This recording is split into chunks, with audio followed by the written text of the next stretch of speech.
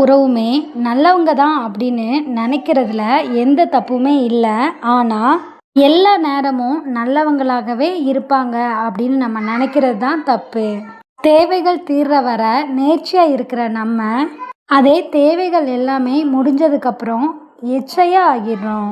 ஒரு சில நன்றி கெட்ட உறவுகளால் பொய்யான உறவுகளை என்றைக்குமே தூக்கி எறிய பழகிக்கோங்க. அப்பதான் வாழ்க்கையில் அதிகமான மனக்குழப்பத்திலிருந்து உங்களை நீங்கள் தவிர்த்துக்கலாம். எதுவுமே நிரந்தரம் இல்லாத இந்த உலகத்தில் நம்ம நேசிக்கிறவங்களோட அன்பு நம்மளுக்கு நிரந்தரமாக கிடைக்கணும் அப்படின்னு நினைக்கிறதும் நம்மளோட தப்பு தான்.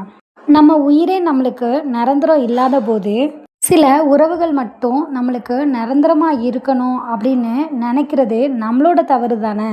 இதை நினச்சாது உங்களோட மனசை தேத்திக்கோங்க. உறவுகள் உடஞ்சி போகிறது கிடையாது, நம்ம கண்ணாடியாக மாறுற அந்த தருணம் வர. அதே மாதிரி உடஞ்ச கண்ணாடியும் திரும்பவும் ஒட்ட போகிறதில்ல.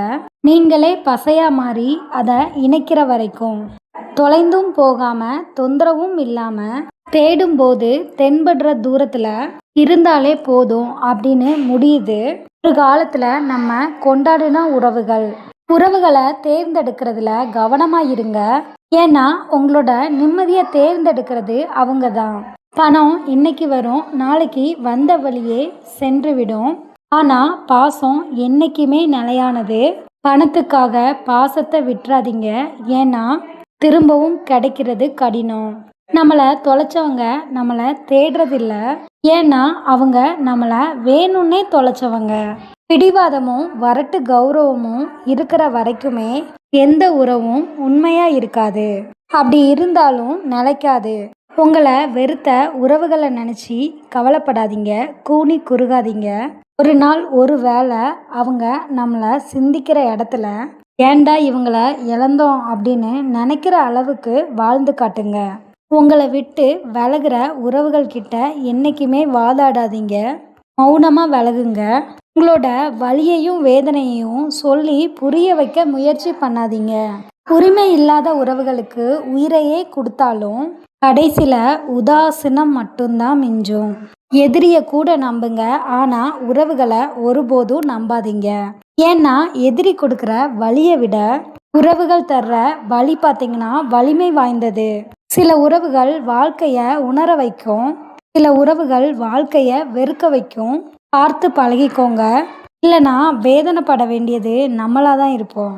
சில உறவுகள் பாசத்துக்காக ஏங்கும், சில உறவுகள் பணத்துக்காக ஏங்கும், சில உறவுகள் கடைசி வரைக்கும் கூட வரும், சில உறவுகள் தொடக்கத்திலேயே விலகிரும். உங்களை சுற்றி 1000 உறவுகள் இருக்கிறத விட உங்களையும் உங்களோட உணர்வுகளையும் மதிக்கிற ஒரு உறவு இருந்தால் கூட போதும், உங்களோட வாழ்க்கையே இனிக்கும். உறவுகள் ஆரம்பிக்கிற போதே உரிமைகளும் ஆரம்பிக்கிறது. உறவுகளில் பிளவுகள் அதிகரிக்கிற காரணம் என்னன்னா அந்த இடத்துல உரிமைகள் அதிகரிக்கிறனால தான்.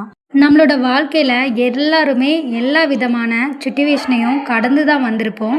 கண்டிப்பாக இந்த வீடியோ பல பேருக்கு பயனுள்ளதாக இருக்கும் அப்படின்னு நான் நம்புகிறேன். இது மாதிரி அடுத்தடுத்த யூஸ்ஃபுல்லான வீடியோஸ்க்கு நம்ம சேனலை மறக்காமல் சப்ஸ்கிரைப் பண்ணிக்கோங்க. அண்ட் பெல் ஐக்கானை கிளிக் பண்ணி ஆல் இன் ப்ரெஸ் பண்ணிக்கோங்க. அப்போ தான் நம்ம அப்டேட் பண்ணுற ஒவ்வொரு வீடியோஸும் உங்களுக்கு இமிடியேட்டாக ரீச் ஆகும். தேங்க்யூ. உறவுமே நல்லவங்க தான்.